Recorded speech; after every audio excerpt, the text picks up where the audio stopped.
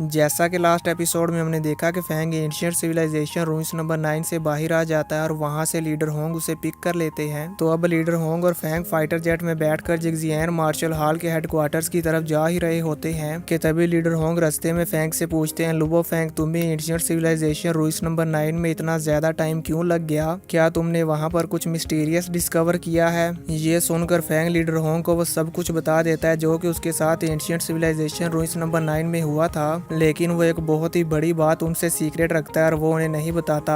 ये बात फैंग ने लीडर होंग को क्यों नहीं बताई, ये हमें आज के एपिसोड में मालूम होगा। सारी बात मालूम हो जाने के बाद लीडर होंग कहते हैं, लुबो फैंग, तुम्हें अब अपने घर जाना चाहिए क्योंकि तुमने एंशिएंट सिविलाइजेशन में बहुत ही ज्यादा टाइम लगा दिया। अब तुम्हें जाके अपनी फैमिली से मिलना चाहिए, इसलिए तुम जल्दी से अपने घर चले जाओ। ये सुनकर लुबो फैंग कहता है, जी हाँ लीडर। जिसके बाद फैंग अपने स्मार्ट फाइटर जेट में आ जाता है और वापस आने के बाद अपना ब्लैक गोल्ड आर्मर पहन लेता है।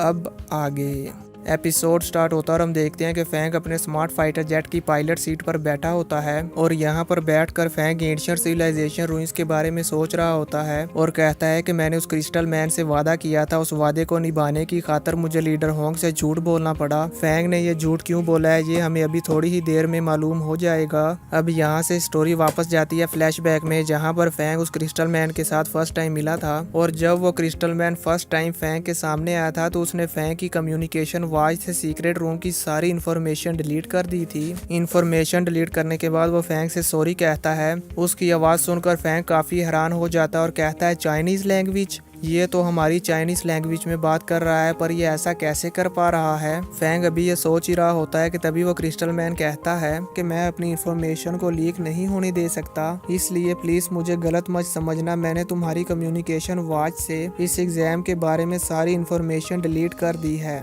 इसके अलावा मैं उम्मीद करता हूँ कि आप इस जगह से वापस जाने के बाद यहाँ पर जो कुछ भी आपके साथ हुआ आप उसे सीक्रेट ही रखेंगे। उस क्रिस्टल मैन की ये बातें सुनकर फैंग को कुछ भी समझ नहीं आ रहा होता और फैंग उससे कहता है, पहले तो तुम मुझे ये बताओ कि आखिर तुम हो कौन? फैंग का ये क्वेश्चन सुनकर वो क्रिस्टल वॉरियर फैंग को बताता है, मैं इस एंशिएंट सिविलाइजेशन रूइंस का कंट्रोलिंग इंटेलेक्चुअल ब्रेन हूँ। और रही ये बात जो मैं तुम्हारी लैंग्वेज में बोल रहा हूँ तो ये मैं तुम्हें बता दूँ, इस अर्थ की सारी हिस्ट्री मेरी निगरानी में है, इसीलिए मैं तुम्हारी लैंग्वेज को बोल पा रहा हूँ। और अगर मैं तुमसे नॉर्मली बात करता तो तुम्हें समझ ही नहीं आता कि मैं कौन हूँ, इसलिए मैंने खुद को तुम इंसानों की तरह दिखने के लिए तुम्हारा रूप धारण कर लिया और तुम्हारे साथ तुम्हारी ही लैंग्वेज में बात कर रहा हूँ ताकि तुम मेरी बातों को समझ पाओ। उस क्रिस्टल वॉरियर की ये बात सुनकर फैंग कहता है, इंटेलेक्चुअल ब्रेन, और सोचता है, मुझे याद है हाल मास्टर ने वार गॉड पैलेस को चलाने के लिए इंटेलेक्चुअल ब्रेन का इस्तेमाल किया था, लेकिन जो इंटेलेक्चुअल ब्रेन लीडर होंग के पास है उसको इस क्रिस्टल मैन के साथ कंपेयर नहीं किया जा सकता। इस क्रिस्टल मैन की इंटेलिजेंस बहुत ही ज्यादा है और ये बहुत ही ज्यादा समझदार है, यहाँ तक कि मुझे इसमें ह्यूमन इमोशंस भी नजर आ रहे हैं। फैंग अभी ये सब कुछ सोच ही रहा होता है कि तभी वो क्रिस्टल मैन बोलता है, तुम इंसानों की टेक्नोलॉजी अभी अर्ली स्टेजेस में है, इसलिए मैं तुम लोगों की इन्फॉर्मेशन को बहुत ही आसानी से समझ सकता हूँ। इसके अलावा जब तुम्हारा डेथ ट्रायल मिशन स्टार्ट हुआ था उस टाइम मैं तुम्हारे बारे में पहले से ही सब कुछ जानता था। ये सुनकर फैंग काफी हैरान हो जाता है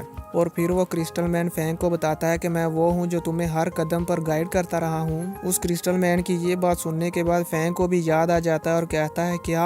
तो इसका मतलब वो तुम थे जो मुझे सीक्रेट रूम में गाइड कर रहे थे? क्रिस्टल मैन कहता है, हाँ वो मैं ही था। जिसके बाद वो फैंग से कहता है, लुओ फैंग, तुम वो पहले शख्स हो जिसने 50,000 सालों में पहली बार इस डेथ मिशन को स्टार्ट किया और ना सिर्फ इसे स्टार्ट किया बल्कि इसे सक्सेसफुली पास भी कर लिया। लुओ फैंग, तुम वाकई ही जीनियस हो और अब क्योंकि तुमने ये डेथ ट्रायल मिशन विन कर लिया है इसलिए अब मैं तुम्हें मीटियोराइट स्टार का दर्जा दूंगा और तुम्हें कुछ गिफ्ट्स भी दूंगा। फैंग उस क्रिस्टल मैन की मीटियोराइट स्टार वाली बात सुनकर हैरान हो जाता है और कहता है, मीटियोराइट स्टार? जिसके बाद वो क्रिस्टल मैन फैंग को मीटियोराइट स्टार के बारे में बताने लगता है। फैंग को समझाने के लिए वो क्रिस्टल मैन वहाँ पर एक वर्चुअल स्पेस क्रिएट कर लेता है ताकि वो फैंग को अच्छी तरह से समझा पाए। जिसके बाद वो फैंग को बताना शुरू करता है कि मीटियोराइट स्टार इस यूनिवर्स में मौजूद मौजूद बहुत ही मिस्टीरियस जगह है। अगर हम इस अर्थ के पुराने एंशियंट टाइम्स की बात करें तो ये अर्थ वो जगह है जहाँ मीटियोराइट स्टार ने एंशियंट सिविलाइजेशन रूइंस बनाई थी।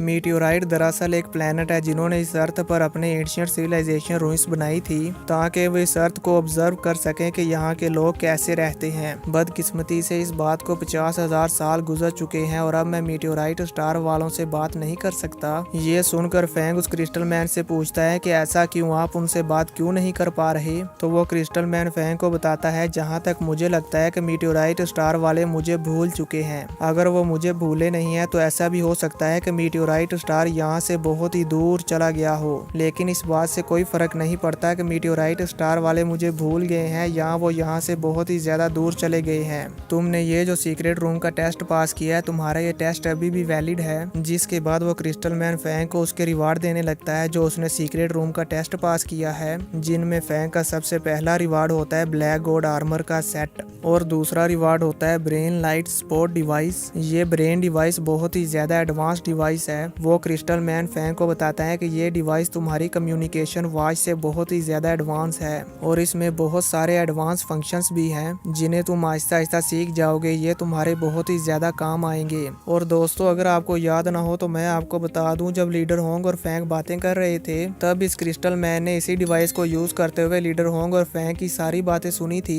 तो अब वो क्रिस्टल मैन फैंग को उसका तीसरा रिवार्ड देता है जो कि होता है हेवनली फॉरबिडन शटल का मास्टर कंट्रोलर अटैक मेथड। ये सुनकर फैंग भी हैरान हो जाता है और कहता है मास्टर कंट्रोलर। तो अब हम नेक्स्ट एपिसोड में देखेंगे कि आखिर ये मास्टर कंट्रोलर क्या है। इसी के साथ ये एपिसोड खत्म हो जाता है।